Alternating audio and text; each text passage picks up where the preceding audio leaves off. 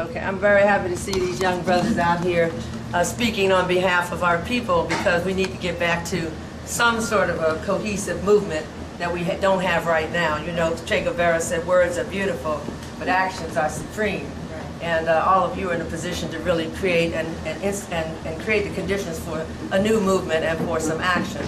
One of the things that we can talk about, especially in the Bay Area, is Oscar Grant, and how Oscar Grant was murdered, shot in his back by a cop on the BART system, and the reaction was everybody got angry, threw rocks at inanimate objects, got mad. But now we have the so-called justice system has put the killer of Oscar Grant on trial in a new venue in Los Angeles, which never happened. So there's a lot of violence.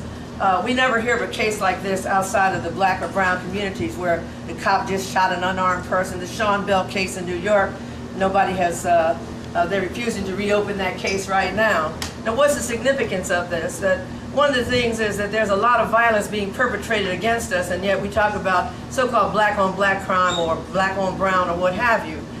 One of the things that we know and recognize is that very often we know that we're an oppressed people, but we are terrified of taking the blood of the oppressor, so we turn on each other. And we start finding excuses for why we want to shoot somebody, and it's always the wrong person. So one of the things that happened when the Black Panther Party was around, and when Chip Fitzgerald was in, because we are talking a little bit about Chip Fitzgerald today, when he was in Los Angeles in 1969, we were clear who the enemy was. As a matter of fact, the LAPD will tell you that gang activity in Los Angeles stopped when the Black Panther Party came into town, because we knew where to put our guns. So just to say stopping violence is one thing. The question is, do we have a right to defend ourselves when our communities continue to be occupied by people who have do not have our interest, and when the agenda is not in our interest?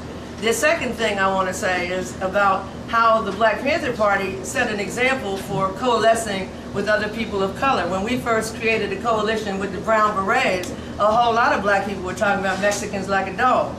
Matter of fact, Chicanos didn't want to call themselves Chicanos. People walking around talking about, I'm Hispanic. And so, but then we organized, and we got together with the Brown Berets, and we got together with the Young Lords, a Puerto Rican organization, and we recognized that we might not like each other, we don't have to like each other, but we had a common issue, because we had a common oppressor, and we had a common goal to be free. So I think those two big things can be used from that past today, because we have a lot of black people I hear saying, oh, Mexicans are taking our jobs. And I'm always looking at them like, what job did you have? Most people telling me this haven't worked in about 10 or 15 years, so you ain't got a job. But the people who are in prison today are mostly black people, 50% black, mostly brown after that, but everybody in prison is poor. So we have to find some common ground issues and recognize that it isn't a question of just quote-unquote stopping violence. I just want to close this part by just saying, one of the things that Dr. King talked about when he talked about nonviolence, he said one of the reasons that we use nonviolence as a tool is because no revolutionary change has occurred where the people who are oppressed have ever been able to overthrow the oppressor as long as the oppressor has an army.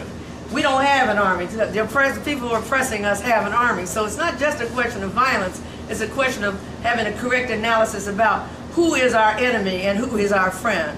Black and brown people can come together. All of us who are working and poor people, people in prison, we need to recognize the common ground issues and recognize who our enemies really are. And I think that's the key issue that I want to talk about. Okay. Well, before we go to the next one, I just have a follow-up for you. In 2010, a lot of times we have black and brown faces that often parrot things that sometimes may pit us against one another. Right. You may have a black cop walk in here and say everybody needs to be locked up, or you may have a brown face coming up with legislation that seems to smash on the community. How do we separate the desire to have a black and brown face in high places versus making sure the community's needs are met? Well, I'll just tell you something that George Jackson said in a letter in a book called Blood in My Eye, the last book that he wrote before he was assassinated at San Quentin Prison. If you don't know who George Jackson is, you need to at least Google him, because you need to know, okay? But in any case, George told one of his comrades that was going out of prison, he said, the biggest obstacle you're going to face is the black running dog. Now what does that mean? That means, you know, we used to say Uncle Tom, we used to say bootlicker, and people don't use these terms anymore. But we see that we have people, we can look at certain people that are high profile and recognize that they're not serving the interests of the community. So the bottom line has to be who's serving our interests, not who's sitting in that place taking up some time and space, but who is serving our interests and what are they doing for our community. And when they're not doing anything for our community, we need to take them out the same way we would if there were a white face sitting in the same spot.